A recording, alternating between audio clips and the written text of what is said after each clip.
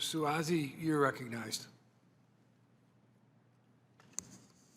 Thank you, Mr. Chairman, and thank you to the witnesses. I know you've had a long day today, Dr. Madison and Mr. Dongelli and Mr. Fleece, Ms. Graybert and Mr. Carlson. And I wasn't here for most of your testimony. I watched some of it on TV, but I appreciate it. I just wanted to come here and talk about a bill that I'm working on that is pertinent to this issue. As Mr. Carlson mentioned in his written testimony, there are 10,000 people turning 65 every day. And in 5 years, I don't know if that was in your testimony, but in 5 years, there'll be about 6,000 or 8,000 people turning 85 every day. And one of the #1 causes of new homeless people in America is turning 80 years old. And we've got a major storm coming in our country with long-term care. Especially, we can't afford to put everybody in a nursing home. We don't have enough nursing homes, and Medicaid will go bust. And my Republican colleagues are talking about saving money in Medicaid, and I think I'm trying to posit an idea that can save a lot of Medicaid money, but also make people's lives better in the process. And that is to create a public-private partnership on long-term care insurance. I grew up in a house, all 4 of my grandparents lived in my house growing up. 3 were very sick, Parkinson's, Alzheimer's, they called senility in those days, colon cancer, and my other grandfather lived to about 90-something, pretty healthy. And my mother was a nurse, and we all took care of my grandparents. I remember taking my grandmother to the bathroom. You can imagine what that was like when you was a young teenager. And my parents didn't want us to go through that, so they got long-term care insurance. And they lived till 95 and 93, and they died at home, and they had a great end-of-life experience. But most people can't afford long-term care insurance. Only 3 to 4% of Americans have long-term care insurance. And the insurance companies went broke when they issued a lot of insurance policies for long-term care originally, because they didn't take into account the actuarial tables that people would live a lot longer than the average of like 1.5 years to 2 years after you couldn't do your 2 activities of daily living. So we're going to have a major problem in our country. It's already started. It's going to get a lot worse, where we have all these senior citizens that are living a lot longer, that are going to need assistance with activities of daily living. Their families are smaller. The kids have moved to other parts of the country. There's nobody to take care of their parents.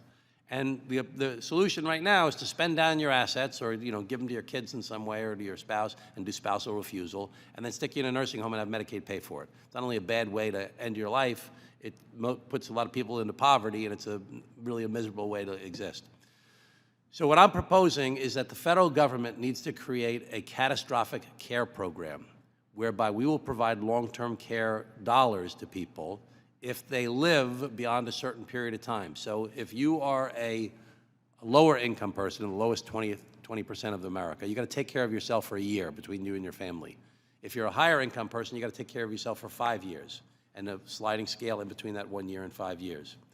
And by taking care of that catastrophic care portion, it'll incentivize the private sector to create insurance products for long-term care that'll be much more affordable, and they'll be out marketing it the way they market Medicare Part B and things like that now. They'll be out selling these products and letting people know that they've got to deal with this long-term care issue, because nobody talks about it.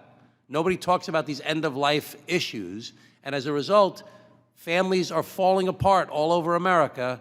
Seniors are being left destitute because they haven't talked about this issue. And it's never going to be that the government's going to solve this problem. We have to create a vehicle by which the private sector will be incentivized to go out and market these products that will be affordable for people, that they can get long-term care insurance. So the question is how to fund it. I believe the way to fund it, I originally wanted to do a payroll tax, but I'll never get my Republican colleagues to vote for a payroll tax.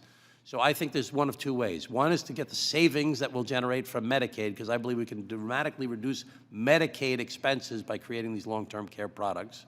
And number 2 is to, there are ideas out there now how to fix the Social Security Trust Fund by investing money, not Social Security Trust funds, but other money that will get a rate of return that will help to supplement the Social Security Trust Fund. Anyway, Mr. Carlson, do you agree that there's a major problem in our country with this explosion of seniors that's coming on board?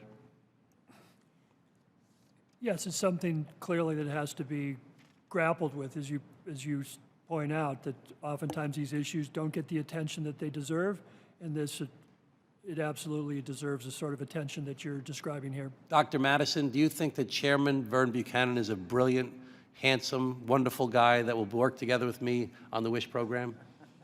You know, Absolutely. Okay, thank you very much. I yield back.